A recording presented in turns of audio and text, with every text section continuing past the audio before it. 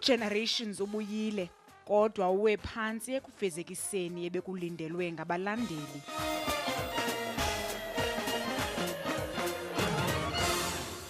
I stopped watching after 10 minutes because it doesn't feel right anymore. Like, start adjusting to a new script and everything. The last chapter you saw and the one you're seeing now, it's totally different. So you'll be like, it's a new story. is this generation seriously?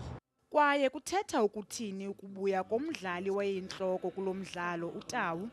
Ayeke uvuse umuntu oshonile umlethe futhi Ay come on ma.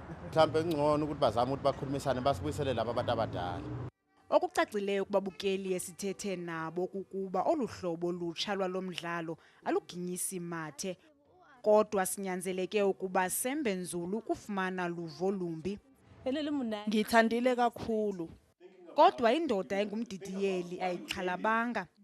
Abantu banjonga ngamehlo mhlambe akudala, banjonga ngamehlo yale generations endala is actors ezi-16. Sensukile kuloo ndawo mna. Ndiyakwenye indawo. Ndikwenye chapter ngoku.